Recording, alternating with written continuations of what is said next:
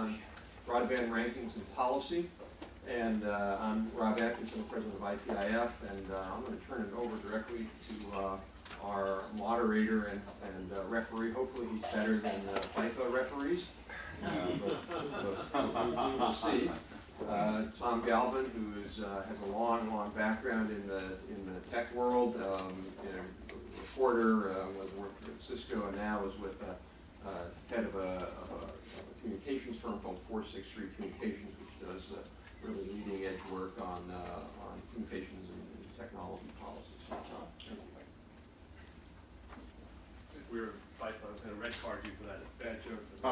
You're so nice to me, I will be nice. Welcome, everyone.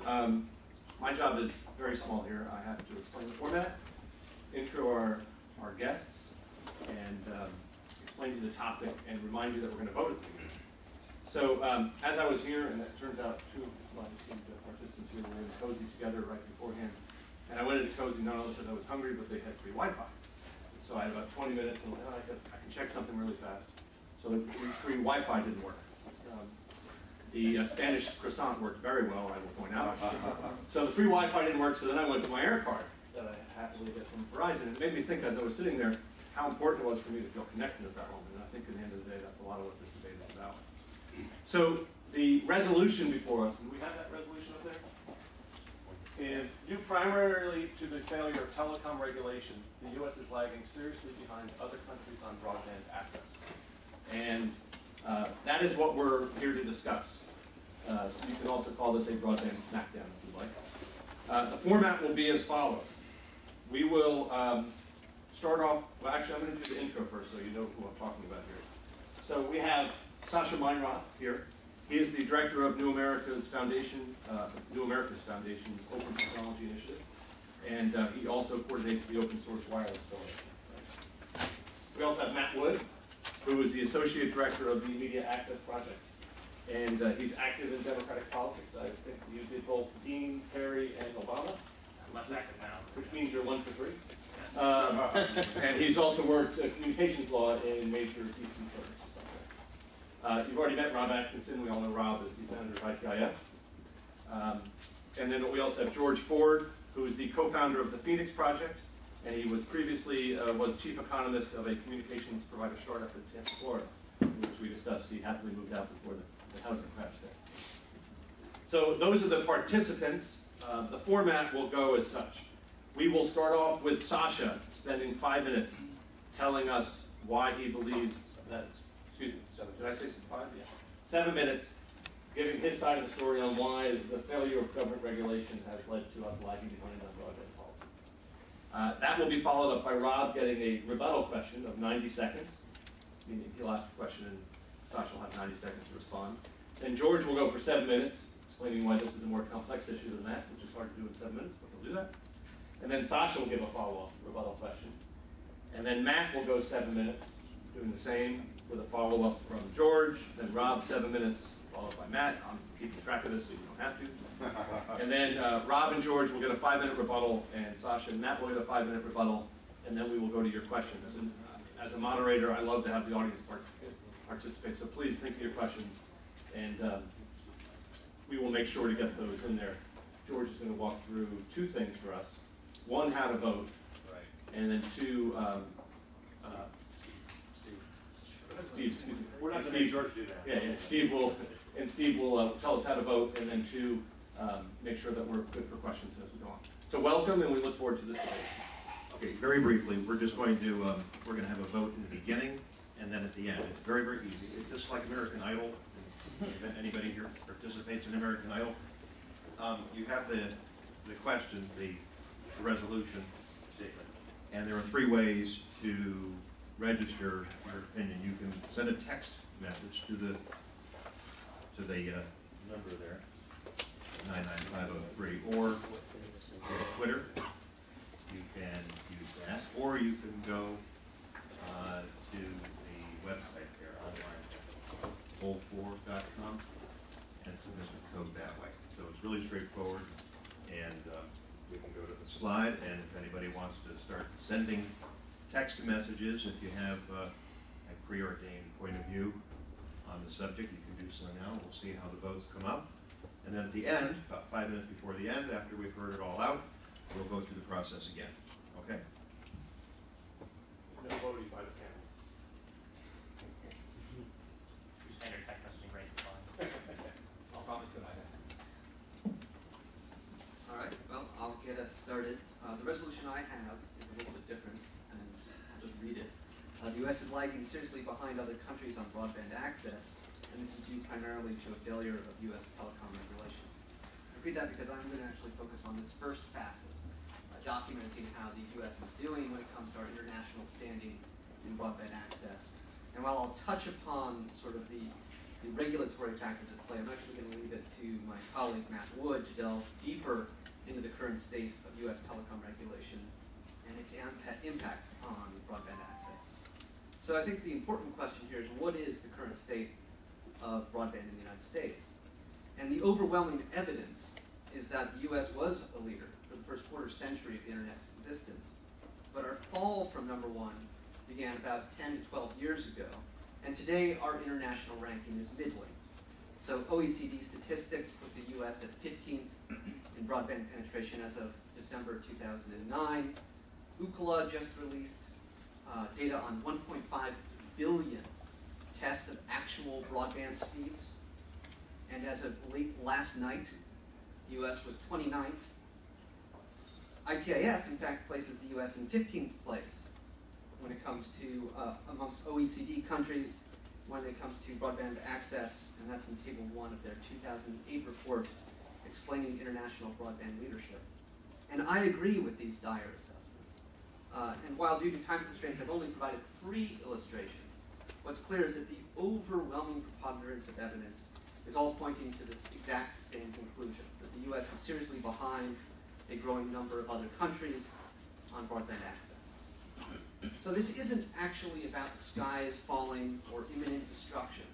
It's more about the slow and steady erosion of the U.S. competitiveness within an increasingly connected global economy.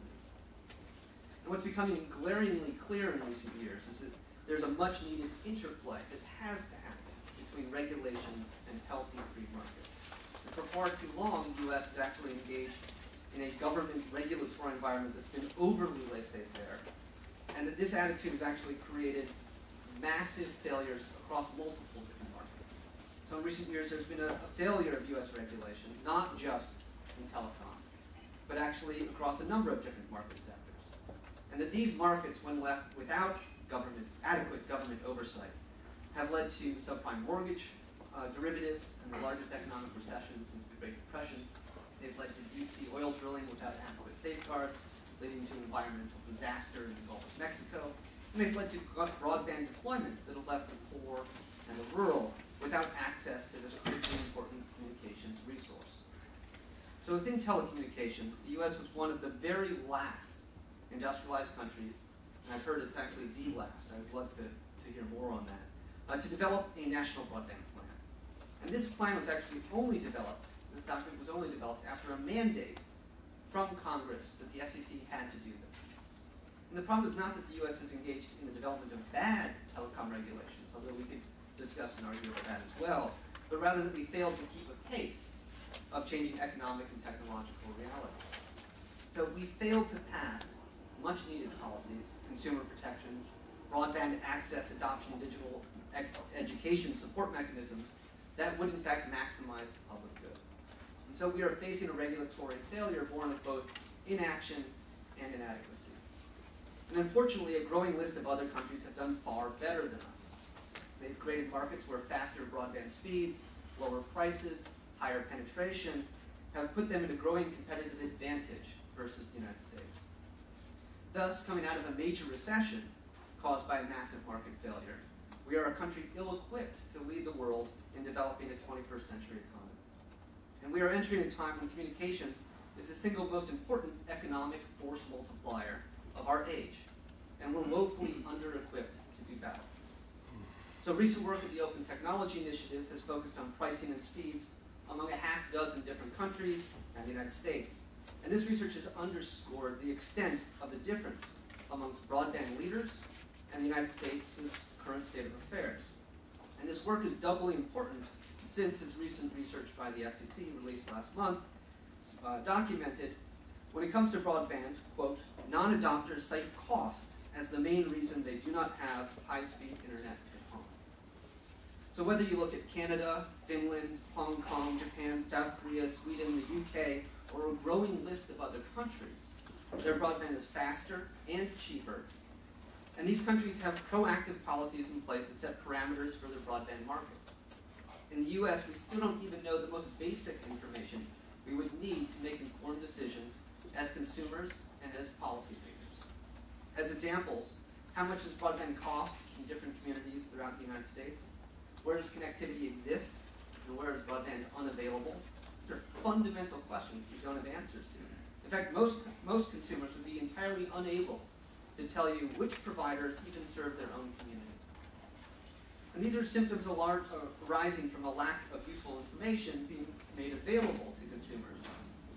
So how can one have efficient markets when only sellers have access to this information and consumers are kept completely in the dark? With systematic problems like these, I'm actually thankful that the US hasn't fallen even further behind when it comes to broadband. And much like the debate over global warming, the evidence that the US is lagging is overwhelming. So many of the leading broadband metrics align with this assessment that it's remarkable that anyone would still be debating this fact. But as the debate over global warming illustrates, there are still those that seek to create uncertainty in this area. And I will finish my opening statement with a final quote that illustrates the general consensus that the US is lagging seriously behind other countries on broadband access. As Rob Atkinson, my erstwhile opponent in this debate, summarized in his 2008 research report, quote, the United States is behind in broadband deployment, speed, and price. Despite what some advocates and analysts claim, the United States is behind in broadband performance, and its rank has been falling since 2001. Thank you very much.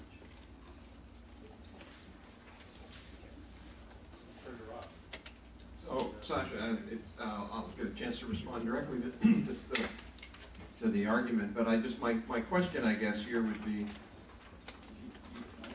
you say essentially that the failure of laissez-faire, which I would actually fully agree with the failure of laissez-faire, but then there's really kind of two responses to that. One is a regulatory response, one is what you would call a facilitation response. The broadband plan was principally a facilitation response. There was virtually no regulation in the broadband plan, or proposals for that. And I'm unclear whether you see the response needed as facilitation, regulation, or both. Yeah, definitely both.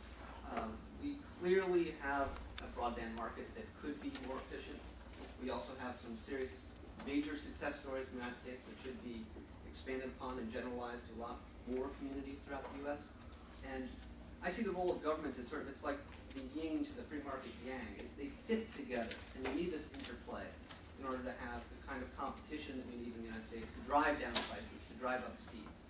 And right now, in the U.S.'s own statistics, the FCC, when they collected what's the state of, for example, wireline competition in the U.S., 96% of Americans live in a duopoly or a monopoly or have no provider whatsoever. And given that reality, there clearly has to be some sort of government oversight in order to provide for healthy competitive skills. Turn to George.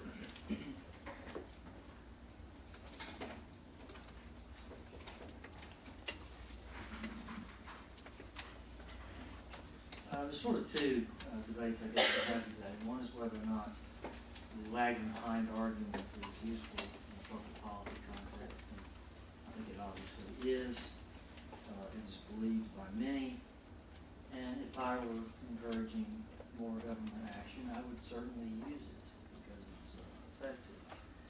The other question is whether or not this sort of thing of usefulness an analytical analysis for policy. You can get policymakers worked up when they got to do something. And when they do something, they have to study the problem very carefully. Unfortunately, when we get to that point, we see how most of this sort of falls apart. I'm not going to make any strong claims about where I think we are, but I'm certainly going to make some claims about how much of what is said is utter nonsense. There's a handout on each one of your seats. You may want to have that handy as I go through this. To begin, let's start with a simple analysis of rankings. A rank is what we call a low information statistic. Okay? Ranks are for dummies, you might put it that way. If you look at the top left corner of the handout, you'll see 4 numbers, 90.3, 1, 2, something like that. 3 numbers that are very close together. And then you have one number that's very far away. And so you've got 3 identical ones away. But they're not identical to a degree of order that we can't rank them. You can rank anything depending on the degree of precision and statistics whether they're accurate or not. If you look on the right-hand side, you see the rank 1, 2, 3, 4. Now, if you see the rank 1, 2, 3, 4, you know nothing about what's really going on other than I can't order these countries. I don't know that the first 3 are identical and the 4th is way behind. Okay? I can't see that.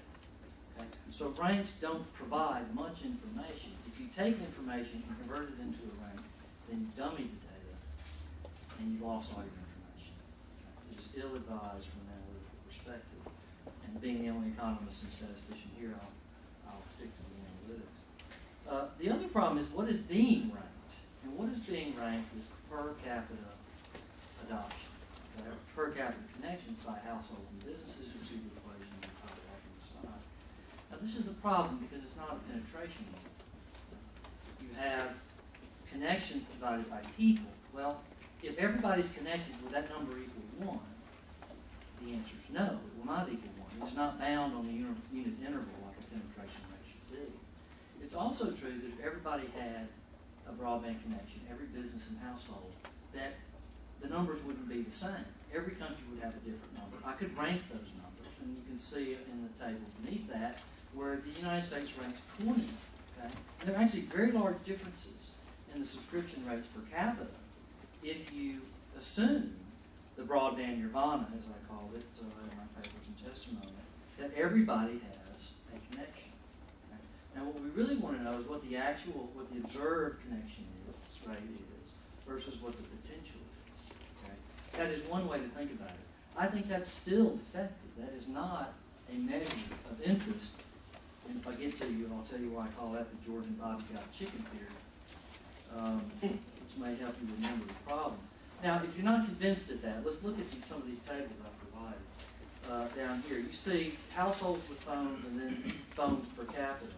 Australia, New Zealand, and Spain all have identical households with phones, 97% penetration rate. Yet each phone per capita is very different. And you see huge differences in rank, from 12th to 22nd in OECD rank, or ITU rank in this case, given the data, which means I've got a difference where there is no difference. This is the mathematical procedure people are using to argue we are lagging behind. Something that says there is a difference, and it's a significant difference when there's absolutely no difference at all. The same is true for broadband. If you look at the table beneath, look at Iceland and Denmark. Iceland is better than Denmark in terms of households with broadband. They're lower than Denmark in terms of broadband per 100 and rank 4 spots lower. There are some huge differences. Look at Japan and France. Japan actually has more people connected than France, more households connected than France, yet ranks 7 spots lower than it does in the broadband rankings. Okay? Now this is QED. The debate is over. Broadband per capita is a meaningless measure of comparative adoption. It is meaningless. Okay? And it has to be meaningless. It is not properly scaled. Okay, if you want to get statistical.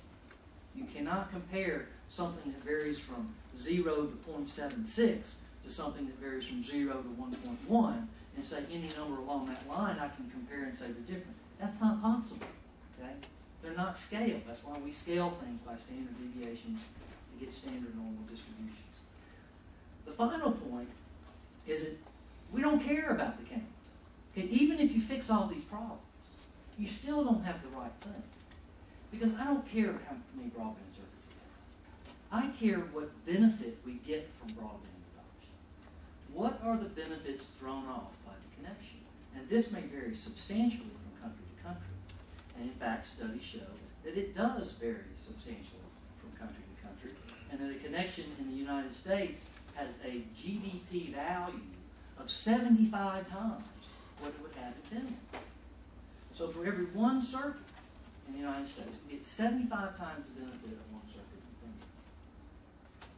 Now, when we talk about broadband, we say, oh, the GDP effects, the employment effects, the depression effects, whatever it may be. These are outputs. Okay? Broadband is an input. Okay? It is a general purpose technology, and everybody says that, even though they have no idea what that means. And what a general purpose technology means is this technology affects the productivity of labor, so that a unit of labor converts more output. We don't care how many counts of the technology. We care about the productivity of the complementary inputs. Now, to summarize, there's a number of interesting questions you can see here on this spreadsheet. The George and Bobby chicken theory, what is it, 20 seconds? George and Bobby chicken theory is if Bobby Flay and George Ford both have a chicken, I can guarantee you the output is not the same. So, and the argument we're having here is that if we both have 100 broadband circuits, the output is the same. The output is what we care about, not the input. Thank you. Sasha. Great. Well, as somebody with actually a quantitative statistical background, I did read your paper, George, and it was fascinating. And what actually sort of concerned me the most was that underlying the statistics that you put out were two big assumptions. One is that, these are quotes from your paper, broadband is likely to be deployed to and purchased first by those who value it the most. And number two, assume that the highest value users subscribe to the services first. And I'm curious, given that we do live in a country where over a dozen states have passed laws that limit the deployment of broadband so that highest value users can't purchase this, how have you taken that into account with your fundamental analysis? Well, the question has absolutely nothing to do with what I just said. And you may know some statistics, but you don't know economics, apparently. You make the assumption, when you draw a demand curve, right, it's downward sloping. And all that says is that some people value it highly and some people value it low. Okay? So, obviously, over time, if price falls, and price is falling over time, then higher valued users adopt first because they have a higher willingness to pay. They'll pay $50 for a connection. You lower the price to $30, and you get the people who won't pay $50 but will pay $30. Okay? So this is this natural progression. Willingness to pay exceeds price, then you'll buy. If price falls over time, then naturally this happens. Now this is just an assumption from the BAI paper, which permits you to make some integral calculations, some integral calculus, if you wanted to compute consumer surplus. Okay? Now that's pretty high level, I guess. But the notion is if you want to create an index of adoption that makes sense, okay, that is value-based, then you can make assumptions about the way things progress over time. Okay? And it's natural to think of progression over time, and this is in all the standard literature of innovation, which I'm sure Rob will tell you. The early adopters are those that value the most. Okay? So this is just a natural assumption from the literature, but it's an assumption to create a broadband adoption index that makes sense. It has nothing to do with the bogusness of per capita measures of adoption, which drive us today and put us in this position now. All right, we go to Matt.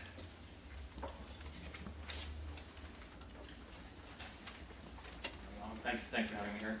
So Sasha focused on the first half of the question. The U.S. is lagging seriously behind other countries. I'm a lawyer here in the economists and statisticians debate. I'm not sure exactly how that will come across, but my job, I see it, is to focus on the second half, which is the failure of U.S. telecom regulation.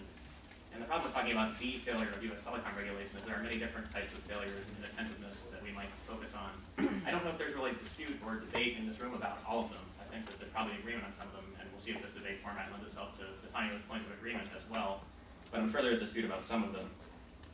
The problem with describing it as a single failure, as I said, is there are many different areas we might point to. I guess three general categories I would look to are competition policy, transparency regulations in several different forms, and also universal service fund reforms.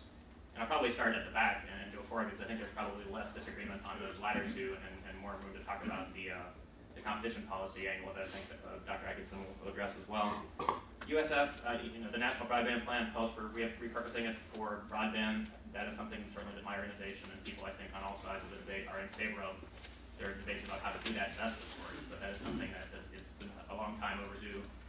If it is really true that broadband adoption is something that is helping the world, keeping the world, U.S. lagging in broadband, then that's something we have to look at as well, and converting Lifeline and Link Up to a broadband support is really important, especially because broadband deployment has been available for people using USF funds. Carriers can use that money to deploy broadband-capable facilities. Lifeline and Link Up, the consumer side adoption supports, have not been available for broadband.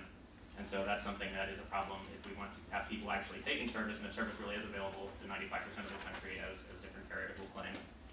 On the transparency side, Sasha talked about this briefly. I think that it's important to think about the fact that we don't know what's going on out there, and that speaks to the need for the FCC and other governmental agencies to collect their own data. We've relied for quite a long time on third-party sources, especially in the wireless area, where we have people who basically started out of the kindness of their heart to provide their own service. And we're relying on that data to determine where we have competition or where we have service and dead spots and whatnot. We've called for the government to collect its own data. Obviously, that has been a long time coming, and it's hard to calibrate in some ways due to difficult questions, but we've often thought the government should require more accurate reports than what it's getting now when it comes to universal service and broadband deployment and adoption. On the side of consumer transparency, and not just simply the government collecting information from carriers and not making that available to people, we think that it is essential that the market be open and fair and functioning, and that carriers have to disclose transparently to their subscribers the types of speeds that they're getting.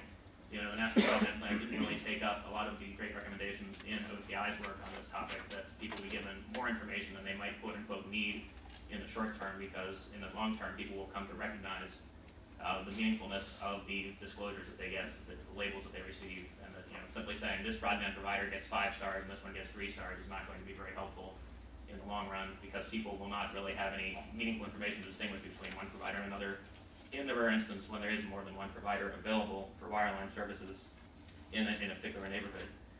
I think turning to the part where there will be a dispute, I would imagine this is where most of the comments will focus, is on competition policy.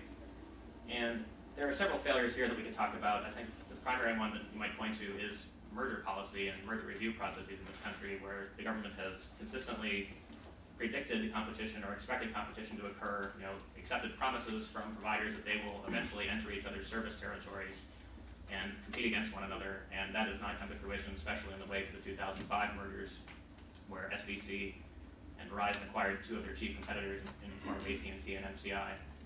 Competition policy also might look to things like wholesaling and to the inputs for broadband competition. Sasha was kind enough to quote from a previous ITIF study. The Phoenix Center obviously had been more concerned about special access and other sorts of failings in broadband inputs in the past.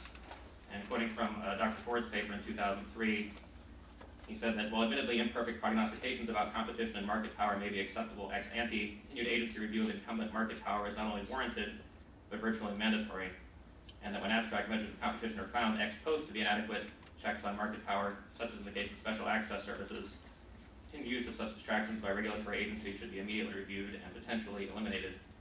And that's from 2003, coincidentally enough, a year after the cable modem decision that is much talked about these days. We don't want to get into that whole can of worms with Title II and reclassification here, I think. But it's curious that that kind of statement was made in 2003, and that we have exactly that kind of situation going on in the wake of the classification decisions. We see many predictions of competition come from the FCC and from other agencies. Not a lot of actual competitive pressures putting downward pressure on prices and making people disclose in the market the terms of their service that they're offering to consumers. We see in the net neutrality docket comments, for example, people saying that companies should be allowed to compete on the amount of information that they provide to consumers, and they might devise things that are better than what the government can mandate. We tend to think that there should be at least some baseline disclosure, and that it's a failing of government regulation when we don't have a baseline, meaningful disclosure to consumers of the type of broadband that they can get when 4 out of 5 people don't know the broadband speeds that they're getting or who's available in the neighborhood. I think the final point I would make is that these predictions about the speeds of broadband, about the competition we're likely to see, you might look to intermodal competition as the solution here and say, well, we don't really care about these mergers, we don't care about AT&T and MCI being gone, because intermodal competition is the way to go, and we have at least 2 providers in a lot of different areas, one DSL or in some cases fiber and one cable.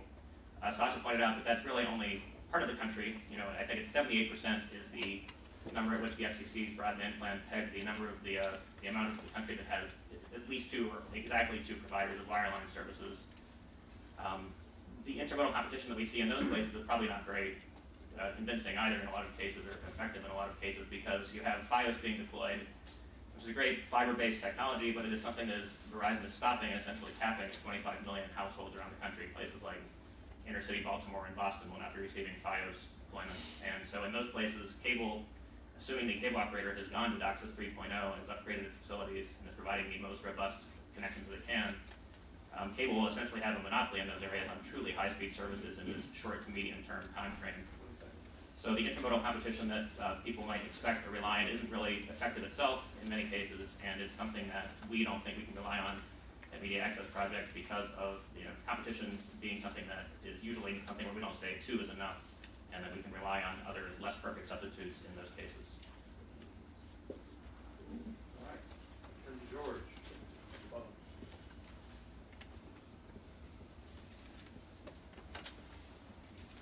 that wasn't so bad. Man, that's a good point. Okay. If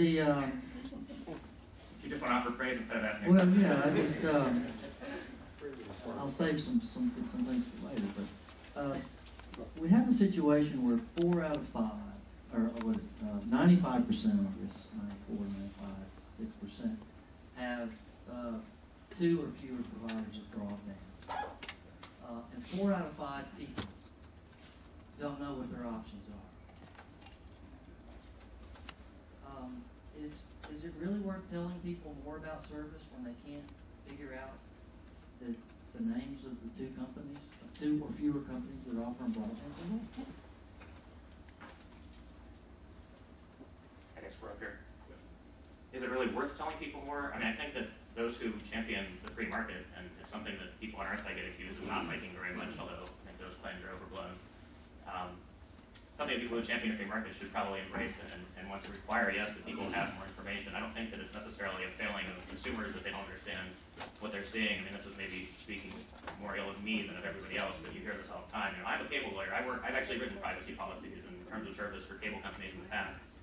Some of those firms that I mentioned I used to work for, and when you get your monthly bill, hands up who can understand their bill. We could vote on that. Who really knows where these governmental fees are going and where these charges are going, and exactly what you're paying for each service.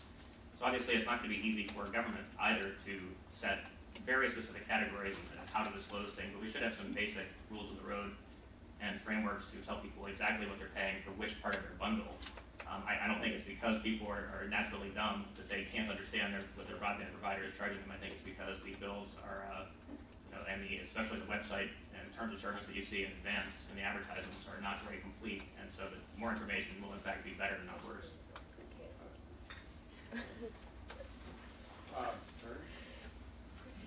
Well, great, thank you. I want to thank Sasha and Matt for being gentlemen and to debate here. There are some people who on that side who simply refuse to debate this point, so I really appreciate their willingness to do that. Sasha pointed out that we had a report in 2007, I think, explaining international broadband leadership, where we did say that the U.S. is behind. I'm not going to deny that we wrote that. It was a typo, actually, in that report, I think. We did say that. The real question, and you read the report, and I encourage you to do that, was what's that all about? A couple of things.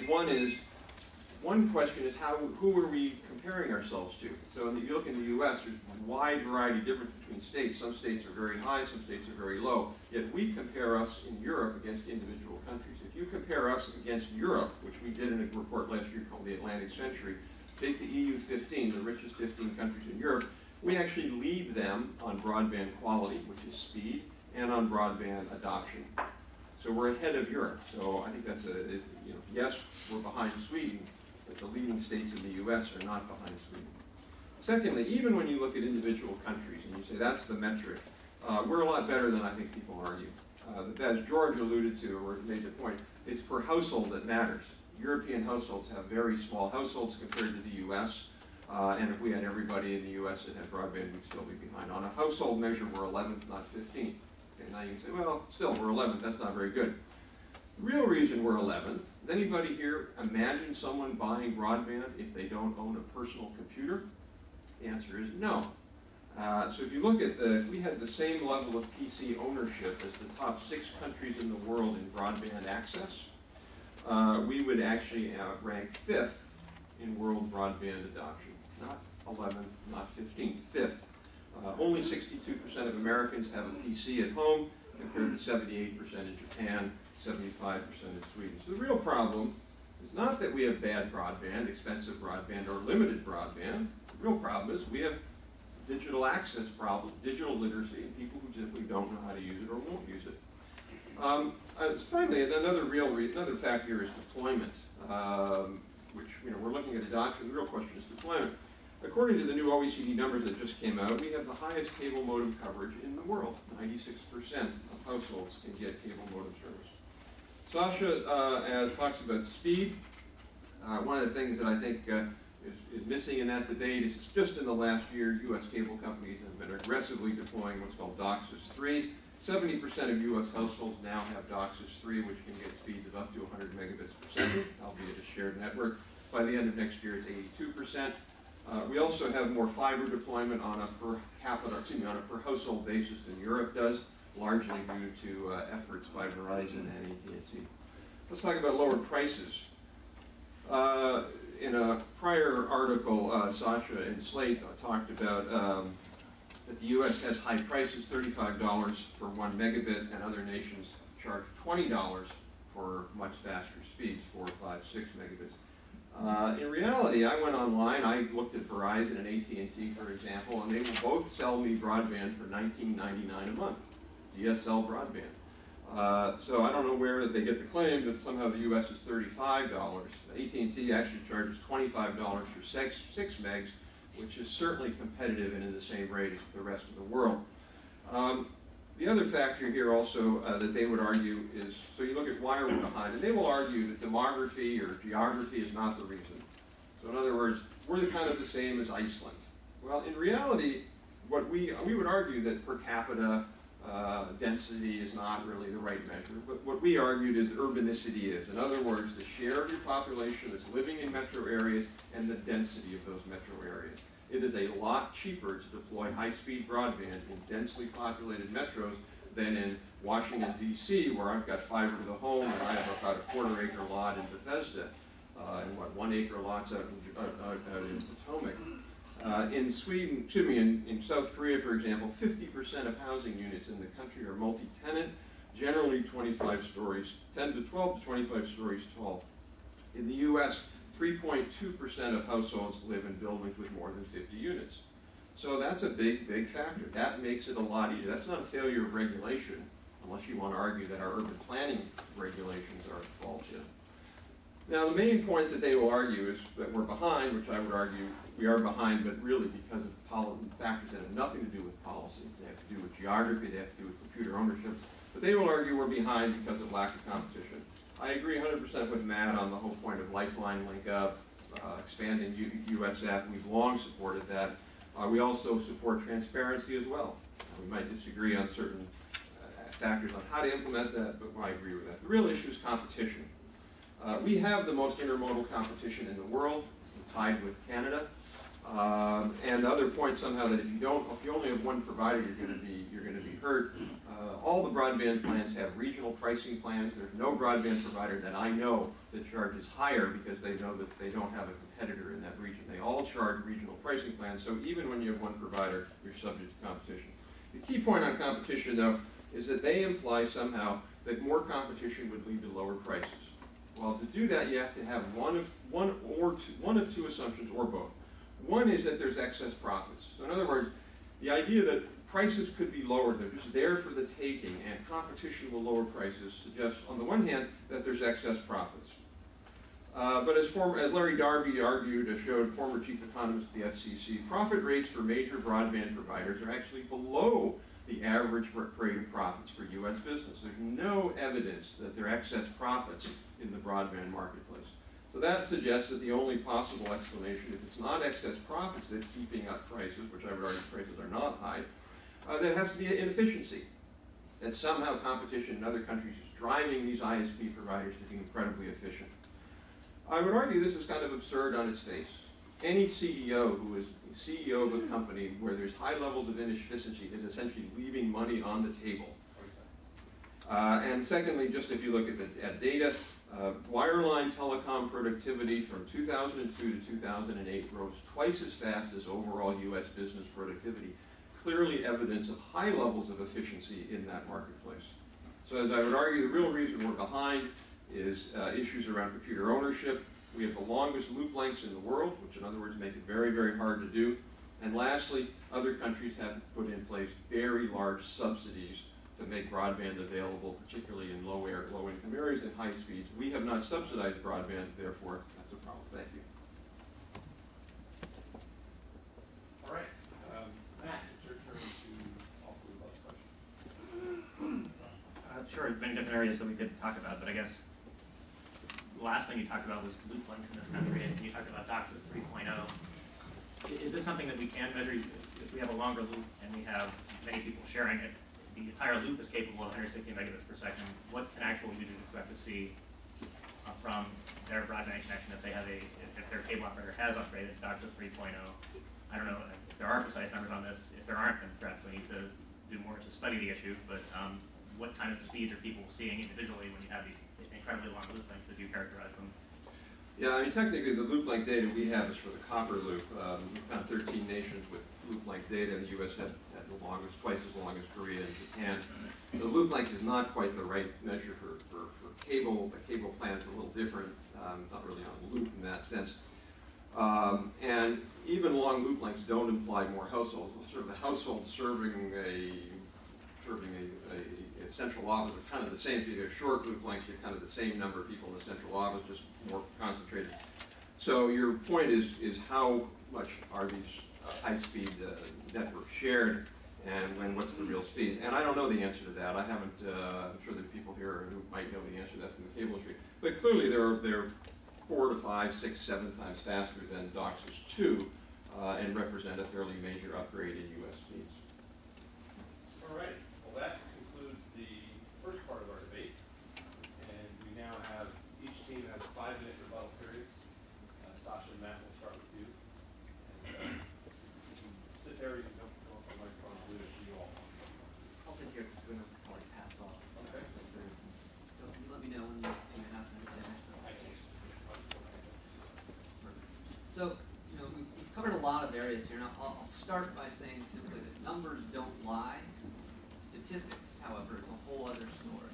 And what I think is really problematic is that no matter which goalposts you're using, it's very clear that we're not on a positive trajectory here in the United States.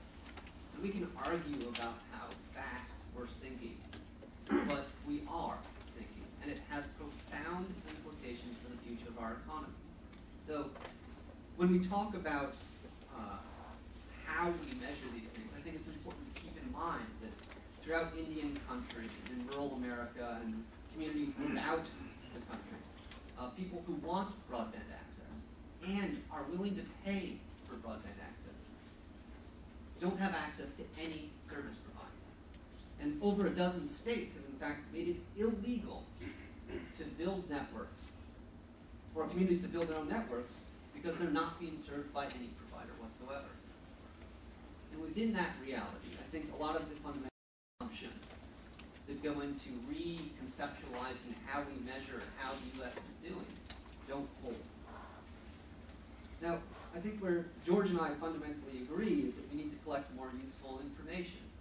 Can the OECD statistics be improved? You betcha. I agree 100% with that.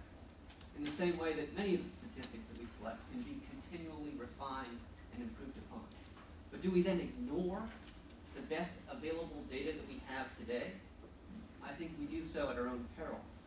And where I would hope that we still agree is that this is an area where there's been a massive failure of U.S. telecom policy, and that a regulation to collect more useful information so that George can actually create the BAI, and so that can be a part of this ongoing discussion, would benefit us all. but constantly changing the metric in a poor way to claim we're winning the broadband race. And if we're not behind, we're at least very much stagnant when it comes to where we are today. So addressing what Rob was talking about the recent research that the Open Technology Initiative has done, our numbers come from about a half dozen different countries. We provide primary sourcing to where we got them all, and we excluded specials, i.e. the 6-month introductory 1995 rate that you get, which is maybe half what you'll be paying after that 6-month period. But if we do want to include those, let's include France, which offers broadband connectivity for €2 a month for the first 6 months. I'll pass it off to Nick. Yeah, I think that's a point I would like to make too, is that 1995 tends to expire pretty quickly, and then after that you're oftentimes locked in for another year at a substantially higher rate. So when you look at advertised prices again, apples to apples comparisons are difficult because of different technologies. Maybe some of those problems are intractable, but there are issues of just looking at what people say they're selling and drawing conclusions from that. I think that if the costs really aren't that high, then what are we to make of people who say that cost is one of the reasons they don't adopt broadband? Perhaps those people are uninformed, and perhaps throwing more information at them, as George suggested earlier, is not going to produce good results, but I think we would beg to differ on that. Giving people more information and bringing prices down when people cite the price as a primary reason they can't adopt broadband would be a useful outcome for our society. If prices really aren't high, then the question maybe is less relevant. But if prices are high and competition won't lower them, as Rob suggested at the end, what are we to do? Is this Taft-era monopoly telephone regulation that is such a bugaboo that we hear about? Title II regulation is so scary. Is that really inappropriate for the broadband marketplace? If it's really a marketplace where cost is impeding adoption, and where competition is not going to work to reduce costs because to reduce prices to people because there's just something about the broadband market that makes it different, whether it's high capital costs at the outset or not. Finally, the adoption point I think maybe is lost a little bit here because we're talking about broadband availability, but it is something that we agree that broadband is available to most of the country. It's just a question of how good it is and how good it is compared to what people have available in other countries. When it comes to PC ownership and digital literacy, very much in favor of the access project, as are many of our allies, in providing new subsidies for those kinds of services. But I have to wonder how much people on the other side of the table or people in industry are willing to set aside new outlays from Congress and provide for basically new subsidies, new taxes. Rob kind of left off at that point, saying other countries have massively subsidized this, and he pointed himself to low PC ownership levels that might contribute to lower adoption in this country. My question would be, what do we do about that? Are we going to do something about that, or are we simply going to say rankings don't matter, and therefore we don't have to do anything to address the digital literacy and digital divide questions? George, you have 5 minutes. Okay. Well, a couple of things just to make a point. The AT&T and Verizon rates are not special rates; they're actually lifetime rates. So you sign up and get $19.99 for life, including when there's inflation in the future. This issue, I think that Matt pointed out about somehow there's something about this market that competition won't reduce costs. That's because there are already low profits in the industry and high levels of efficiency. It has nothing to do with the nature of the market. It has to do with the industry right now is incredibly good. The only way you reduce costs is to essentially subsidize it, because the costs are about as low, the real prices, I should say, the costs are about as low as you can get. There's no evidence that somehow that there's excess costs or excess profits going on here. So this notion, the reason things might cost a little more here is a pretty simple and straightforward one. In France, if you want to upgrade your network to VDSL, you pay $100, and you're the ISP, you pay $100 for a VDSL modem in your central office. I mean, in upgrading your central office. In the U.S., you have to pay a minimum of $700 to serve that home with fiber to the home or fiber to the node. So you get essentially, assuming a 40% adoption rate, which is very, very generous, you're going to be at a capital cost of 7%. ISPs in the U.S. get a 15-year payback to upgrade their networks to higher speeds. French ISPs get a payback in less than 2 years. It simply is much harder to do this in the U.S. And I think we have to recognize the uniqueness of the U.S. marketplace of low density and high levels of digital illiteracy. So I would agree that the real issue we have to focus on, I would argue, is direct subsidies. I think the plan could have been much more aggressive on saying we're going to subsidize low-income people, we're going to get more computer ownership, we're going to do more to get high-cost areas. But that's addressing market failures. That's not addressing ISP failures, because there aren't any. hard to know where to start at this point. Numbers don't lie, people lie. Okay? Look at the numbers on this table. The OECD broadband rankings are a lie, plain and simple. Okay? They do not tell the truth. The other problem we've got with this, we're falling thing. Okay, and this is because we were ranked fourth and ranked. What were we supposed to rank? I mean, in the long run, equilibrium. What are we supposed to rank? If we rank fourth, we sort of were the first guys to do broadband. Of course we're going to be ranked high. That's a benefit to the country. Okay? 15th is about right, man. We're going to be 15th. I don't care what the FCC does. We're going to be about 15th. Okay? What's going to happen when we spend $7 billion a year for 10 years and we're still 15th? We're going to look pretty stupid. Okay? Because we are fundamentally in that spot, okay, because of our demographics, our household size, and so forth. The second problem with these arguments is this nirvana attitude about government. Okay? On the one hand, well, the government failed to regulate the financial sector. We have plenty of regulators for the financial sector. The government failed to regulate the drilling. We have people, apparently purchased by the oil company, who regulate drilling. Okay? We have an FCC, and we're criticizing the FCC. What FCC is going to make these new decisions? Because it's obviously the one we don't have. We have, because they screw everything up. Right? Where's this nirvana government that can solve any problem? I mean, they're the worst problem solvers on the planet. Okay? So it's kind of weird. The other thing is demand curve sloped downward. I don't care where you are. Somebody's going to say, price is the problem. As long as the price is positive, price is the problem. In fact, some people in this country would require payment to subscribe to broadband. Because you know, what a broadband circuit does is it brings every freak in the world into your house. If you have children, you realize what a problem that is. And there are plenty of people in the state of Alabama where the number one reasons people don't subscribe to broadband is because they do not want to bring pornography into their house. Okay? Some people just don't want it.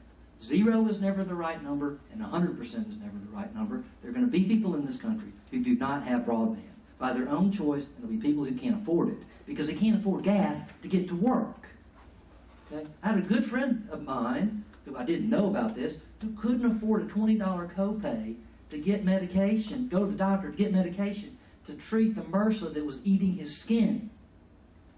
And you want this guy to subscribe to broadband so we can watch some YouTube or something? I mean, you know, get out of the beltway. There are poor people in this country.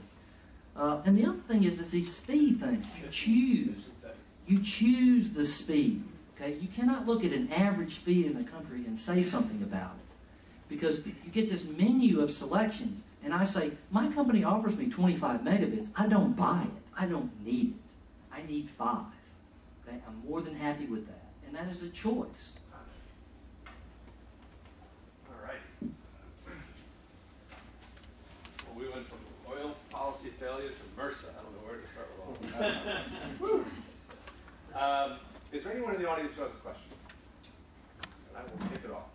So, before we get going, I want George to explain OECD numbers as a lie. So they're a known untruth, and they're and the first thing I should do is turn on the mic. Is that right? Okay. So they're a known untruth, intent to deceive. Is that what you're saying? I don't believe that's what a lie is. Okay. The numbers do not lie. People lie. Okay? And it's the use of the numbers. A broadband per capita, it can be an interesting number for statistical analysis or something, as long as you make some adjustments to account. I believe that broadband, or any telephones connections per capita, is a deeply flawed measure that a lot of people use statistically, and it can cause some serious problems if you don't have other adjustments.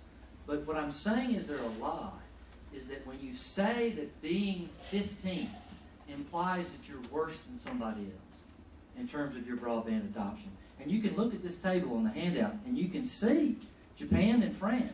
Japan has more households with broadband than France, yet ranks 7 spots below in the per capita rankings. Now, what the OECD should say, and they refuse to say, is that the per capita rank is an index that should not be used to suggest that one country has more broadband subscription than another. Thank you. All right, so I'm going to let you guys follow up on that. You think the rankings matter, and are they a lie?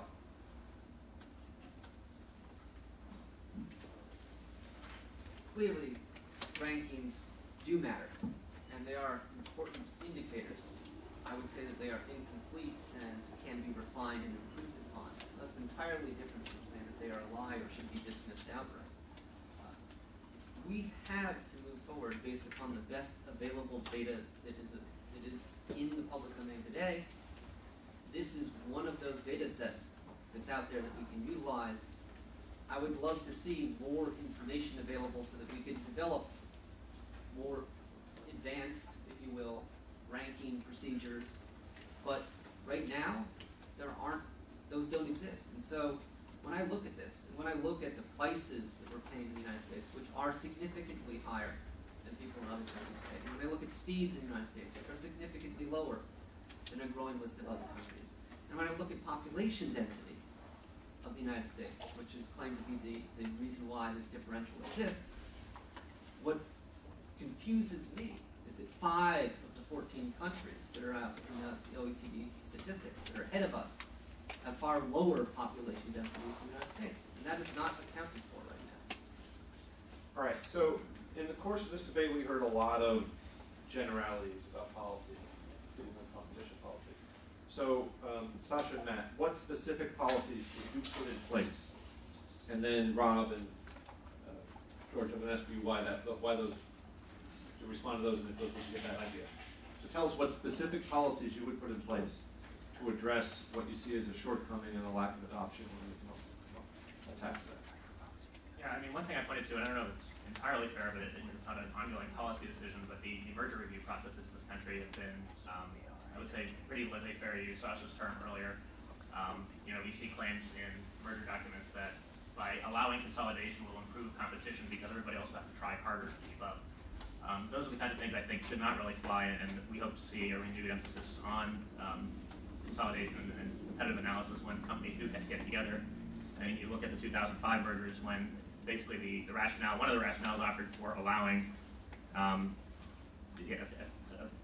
Verizon and AT&T to buy their competitors was that these guys are no longer marketing service anyway, so sort of a giving up kind of mentality. On the USF side, we do want to see USF, it's a difficult question, but funding competition is something that has been claimed as the reason the fund is growing out of control.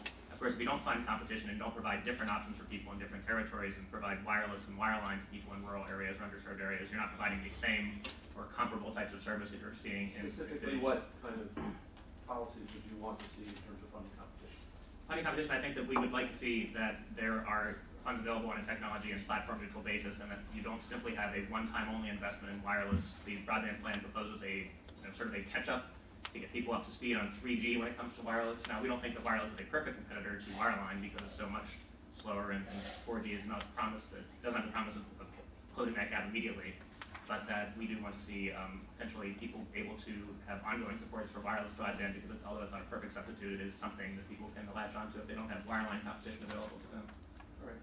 So, George and Rob, we heard specifically funding competition and merger policy. What would be the impact of those two? Are they generally sound ideas, or are they going to have an adverse impact? Well, let me just make a point quickly on population density. We agree population density is not the right measure.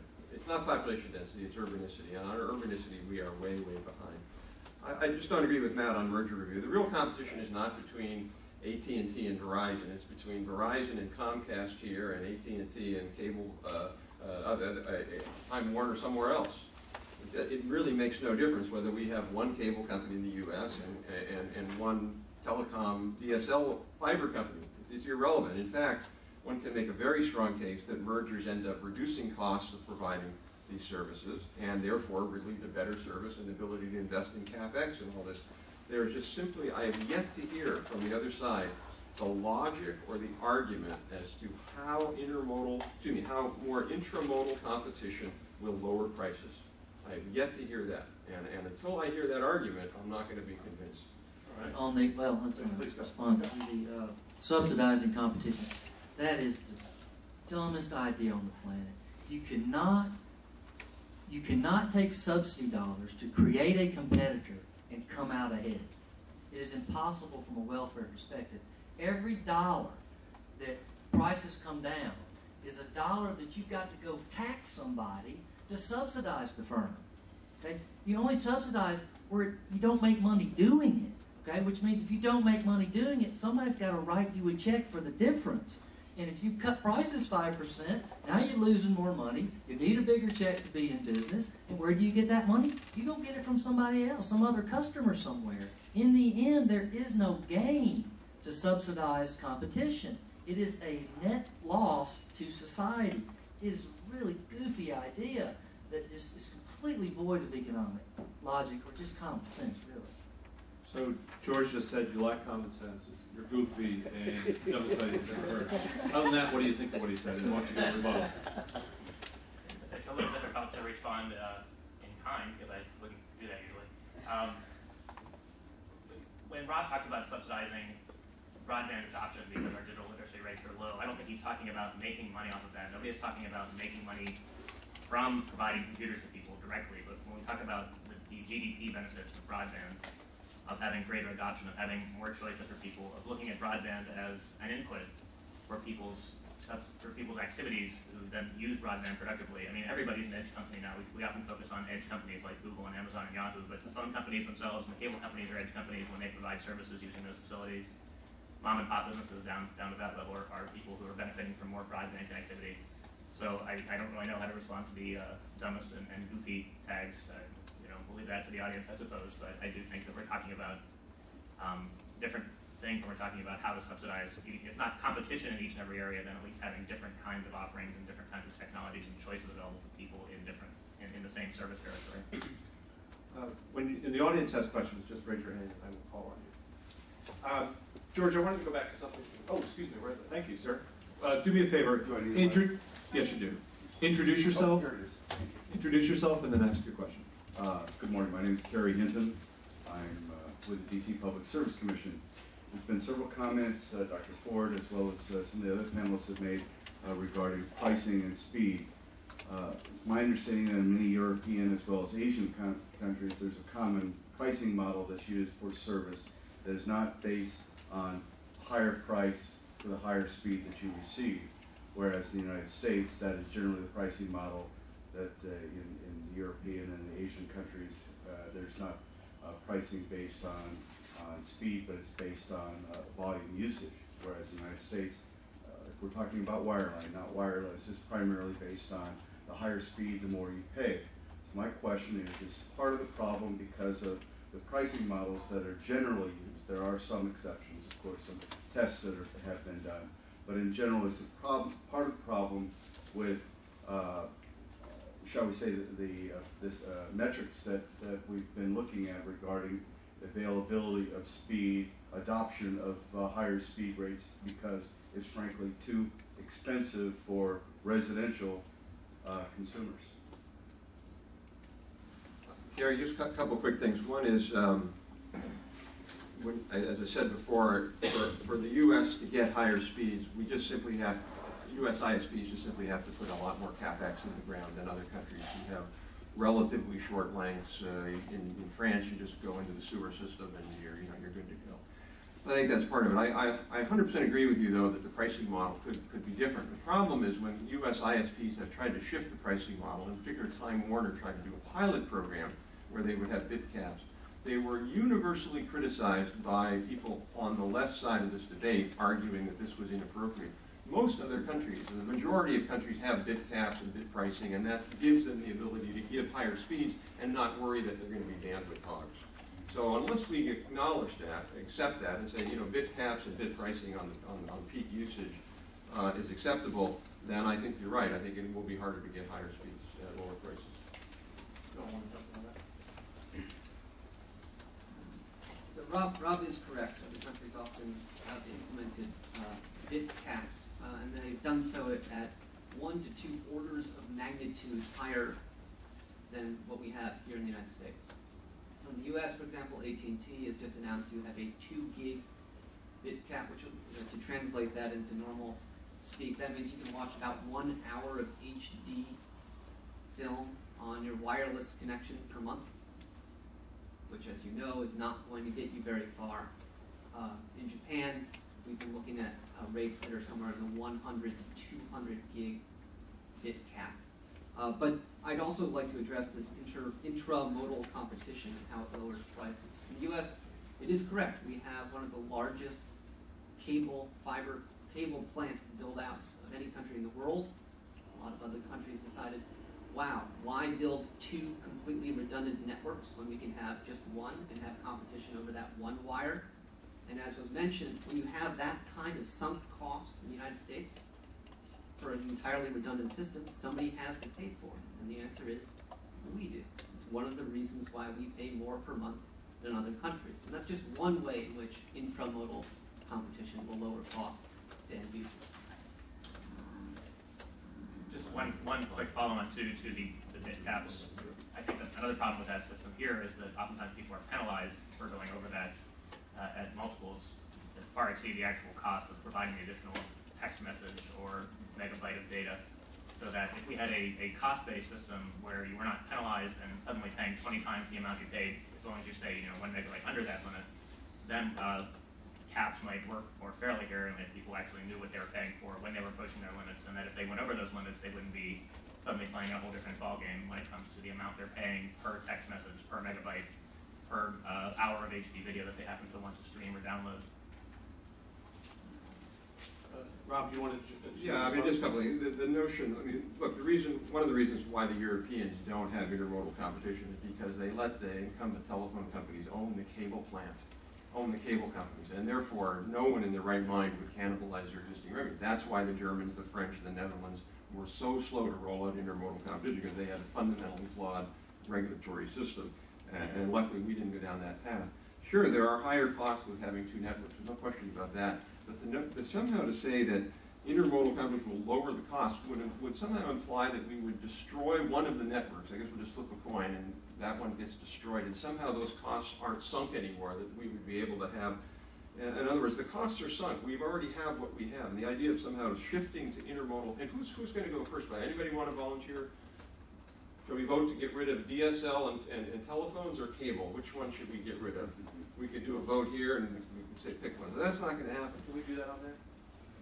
Last point, by the way, yes, you have to have bit caps on wireless systems, and the bit caps have to be much lower than on wireline systems. Japan's bit cap is the wireline bit cap. Ours is wireless.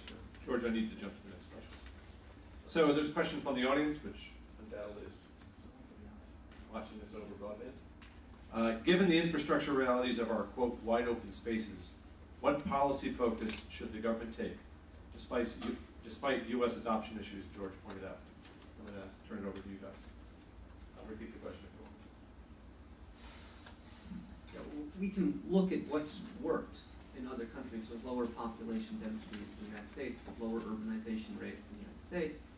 And they use a variety of different metrics. They, in essence, have a broadband universal service fund in the same way that we have a telephone universal service fund, and are thinking about, at this point in time, having a broadband universal service fund. Let's hope that reform does, in fact, go through. But, Sweden, for example, said, hey, if you want to serve the cities, then you also have to serve the regions around those cities, the rural areas around those cities. And in essence, in broadband in the United States, people are making huge profits today. They're making over 10% profits. And I'd be okay with them making 9% or 8% profits. Still very profitable, much better than any of my investments in recent years. But I'd love to see that kind of onus placed on companies. They can't cherry pick. Because when they cherry pick, what ends up happening is systematically, the logic of the market is you go to the places that provide you with the greatest profits first. And those that get left out are systematically disenfranchised. We cannot afford to do that. One of the points I tried to sound earlier was that when we talk about the failure of U.S. telecom regulation, it's hard to narrow it down to one particular failure or in which a different type of regulation might arguably achieve better results. Moving away from the federal scene, one thing that cable operators often fail to talk about when they talk about their tremendous coverage throughout the country and what percentage of residential households they reach is that the reason they reach so many people is due to build-out requirements that were imposed at the local level, thanks to the federal-local split when it comes to franchising jurisdiction for cable operators. The phone companies came along and wanted to get into the game quicker when it came to video, and so they got state-issued franchises, and those do not generally have the same kinds of robust build-out requirements that are tied to population density. that you must build out down to a certain level of population density. Initially, cable operators fought those and said, you know, we don't want to be playing on an unlevel playing field. Then they realized, wait a minute, if we can get a hold of these for ourselves, then we can avoid obligations that we've had to live with before. And, you know, the plant is out there, but when it comes to upgrading to DOCSIS 3.0, it might be mostly a software upgrade, but they're not required to do that by the sort of local and sometimes state level obligations that they had previously. So the federal and local systems working together have both contributed to this laissez-faire inattention to policies that really got us in place that we started at 15 years ago. Yeah, I think if I don't let George respond, he's going to have an aneurysm, so I'll turn to George. Just by the time I get calmed down, you know. Huge profits. I mean, we recently did a perspective on this. They don't. Okay? You go to Wall Street and find me somebody that says, "Oh yeah, let's throw money at telecom. It's just a giant profit stream." I mean, it's a joke. You guys struggle to get money. It's a very risky business, particularly right now with a lot of regulatory uncertainty and trading off regulatory certainty for financial uncertainty, which is what the SEC recently proposed. This is not a gravy business, man. I mean, we just had a huge cable company come out of bankruptcy. They don't make lots and lots of money, and they're engaged in a high sunk cost. When they build that plant, it's there. It doesn't do anything else. I can't take the trucks and get in some other business or something like that. So it's not. It's a very risky business. So don't, you know, it's not, you know, if it was that profitable, somebody else would want to do it. Nobody else wants to do it. Just a quick point on the profit point. We calculated on a back of the envelope calculation, if you reduce profits by half of typical telecom broadband provider, that the bill would go down by $1 a month. So that doesn't strike me as a way to drive adoption, $1 a month less. And by the way, if you reduce the profits, you're going to have less investment. The point Sasha made about forcing the incumbents to build in Sweden in rural areas. What Sweden actually did was in the 2002-2001 recession, they put a stimulus package in place that was essentially 4.5 times larger than our stimulus package in the Recovery Act on a per GDP basis. So the Swedes invested $32 billion, in other words, on a per, comparing them to us. If we were them, we would have had to match that $32 billion for rural broadband in Sweden. That's why Sweden has really good rural broadband. If we invested $32 billion in the Recovery Act, as the FCC broadband plan showed, we would have much better rural coverage. So it's not because somehow they forced them to do it, or their companies are more enlightened, or they have more competition. It's plain out $32 billion of subsidy. You all wanted to respond? George was wondering where we got these numbers. I would point you to the SEC Forms 10K, which are the forms that they're required by law as companies to put in, that show profits, 5-year average profits. This includes the entire economic downturn of Quest 6.1%, Verizon 7.3%, AT&T 10.5%. So these are where the numbers are coming from the official documents from these companies. Well, I can't wait to buy those stocks. Yeah, Well, I think, George, let me finish this. Yeah, and you know, if, as Rob states, other countries have invested in broadband and are doing better, shouldn't we do better and invest more? I mean, I think we're in agreement that we should. I think we're in agreement that the National Broadband Plan should have provided a lot more stimulus funding for broadband deployment in the United States, so that we could look and see that our rural areas are as well covered as those in places like Sweden. I think three of us are in agreement potentially. I think, you know, George would tell us that it's dumb to invest because we'll still be 15, 10 years from now. So I don't know if there's a disagreement that, you know, resides further to my right than the middle of the podium here. But you know, these countries are investing more and seeing results from it. If rankings are meaningless, then I guess, you know, the debate's over, and we can just say, well, why debate rankings if they're meaningless and never follows in their lives? But if investing more in Sweden does result in better rural coverage, then we have to talk about investing more here, and whether we're doing that for purpose of rankings or better productivity or better outputs. It seems like that's still a wise policy if we agree that, you know, having better broadband is worthwhile no matter how we rank it or measure it. that's exactly the point. Exactly the point. You know, I came back If from we invest, we don't change in rank. So what does rank tell us? Is investing a good policy? Let's say yes. It doesn't change our rank. So what does rank tell us? It tells us nothing. It doesn't tell us what to do policy-wise, because when we do good policy, the rank doesn't change or change by much. I mean, is Mexico going to do nothing because it will never rank first? I mean, it could implement policies that double its expected subscription rate and have fiber optics, and it'd still be 26th or whatever. Is it a stupid idea to do? That's exactly my point. We've got a question in the audience. Rich Clark. Could you please stand, sir? Rich Clark, AT&T. What I hear a lot of people arguing about seems to be flitting back and forth between various different goals. Some of the argument seems to be over, are we behind in penetration? Some are we behind in pricing? Some are we behind in capabilities or speeds or things like this?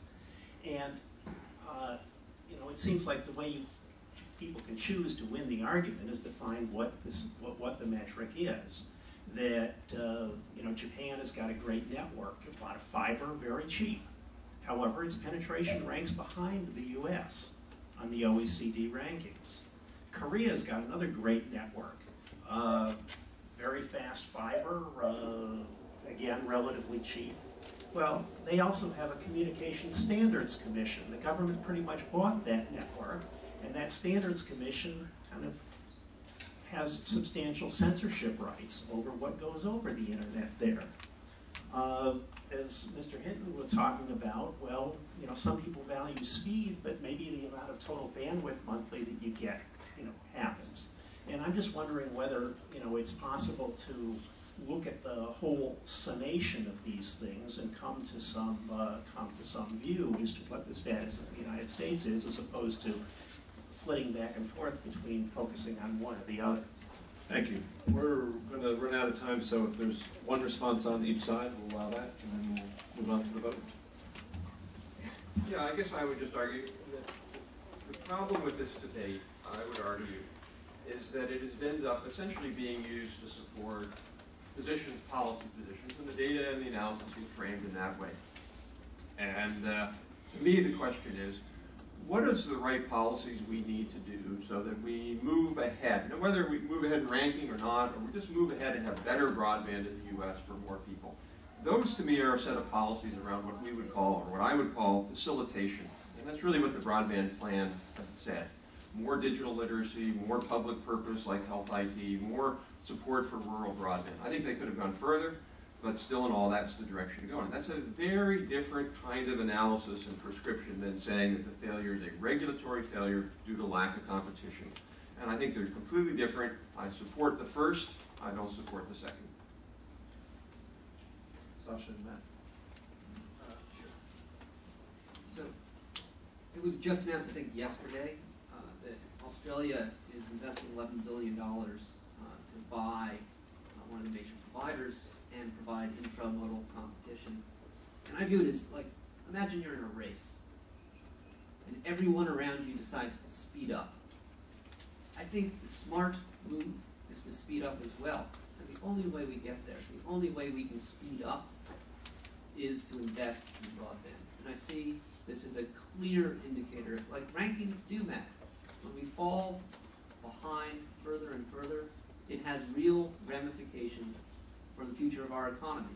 And the smartest thing we can do is to, at the very least, keep pace with a growing list of other countries. Right. Thank you very much. We're going to now go to the voting portion. So you've heard the debate on both sides, and we're going to be curious to see where people come out. I'm going to hand it over to talk through for anyone who may have missed how to do that.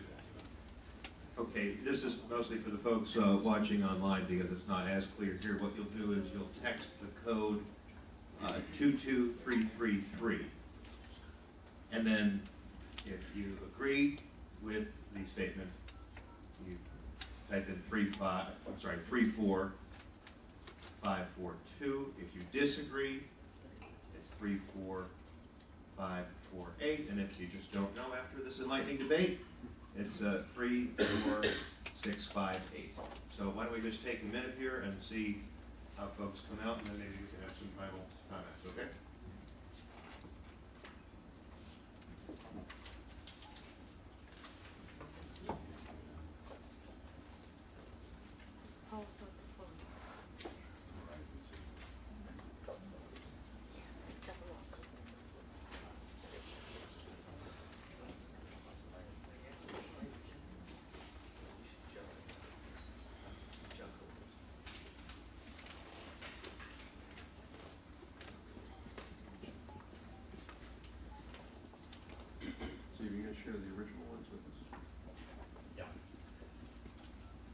soon as we're done here. Closer.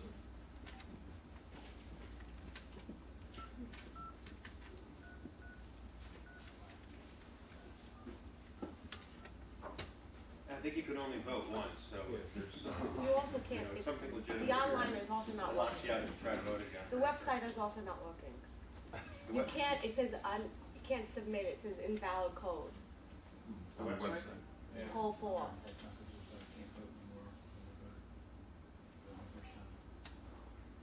If you can't vote more than once, how's it like American Idol? So you can't vote. If you type in poll 4 and you go in and it says this is not a registered entry. Voter fraud. Looks like we're in Florida all over. Someone's voting because right now it's time. We're good? Okay. Well, the first votes were, Well, go ahead. I think it was the pre-debate vote was 40 agree and 60 disagree with no one short. So I'd like to thank the participants for confusing a lot of people. No. It looks like it's finishing up differently, where we're about 55% agree with the supposition that there's a failure of government regulation, and about 35% disagree with that, and about 10% are unclear. So that will conclude our debate. I want to thank everyone for coming. This is an issue that, for all of us who've been involved in technology for the period of time we have, over the last 10, 20 years, as bedeviled policymakers, I don't think this is going to go away, and so we're going to watch this closely. I would point out one thing, that there was a news story yesterday that said that for the first time, it's been expected for 2 years, that China was about to pass the United States in manufacturing, which had been expected for the last few years. And it struck me that 110 years ago, we would have been having a debate about precision manufacturing, because that was essentially the tool of the time that drove manufacturing and drove this. So today, this does matter ultimately about what our policies are, and that's why this is such an important topic, and that's why we thank our participants, so we can give them a round of applause.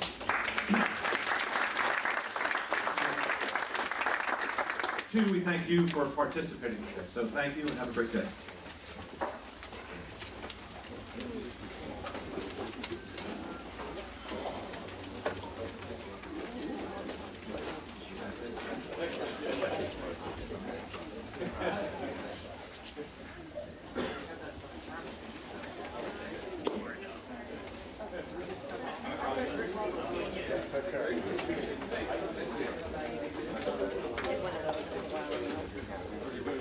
Oh, really?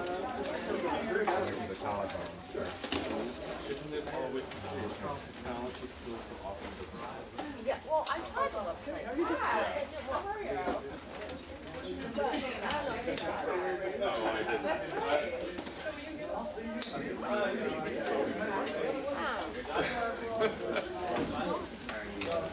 Yeah, it didn't work. That's right. So many acronyms. So many acronyms. This is my colleague Amber. Hey, Amber's very lobby.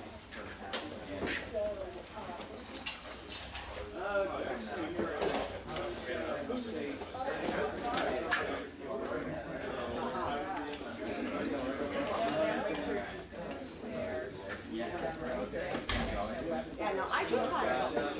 So, and it wouldn't let you in? That's weird.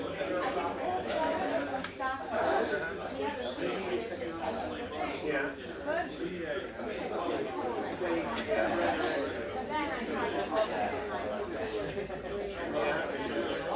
Oh, but, okay, well, I'm not sure. I have no idea.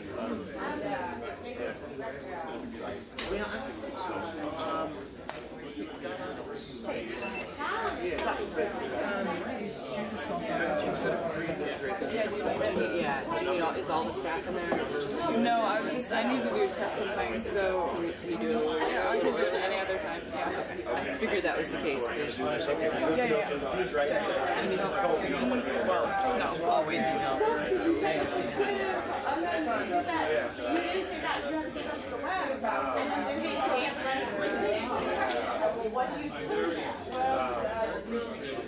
Okay, now I know for the future, sure. I mean, it's kind of sad. think it's more for fun, but it's good to know.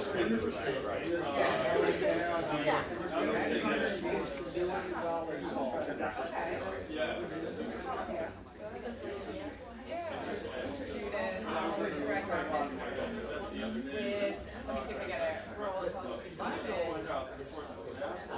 and you.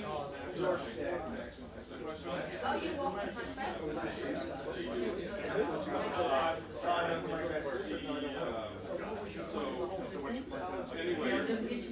Yeah, but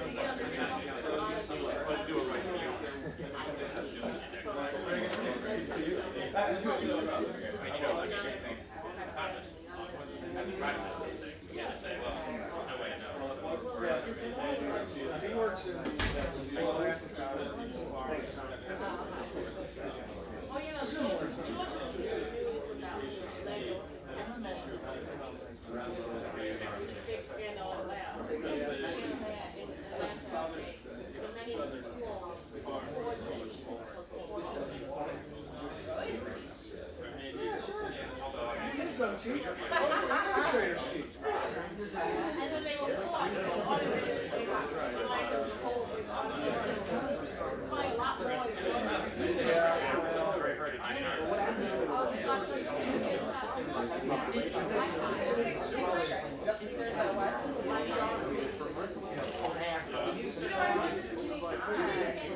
I didn't get the password. yes.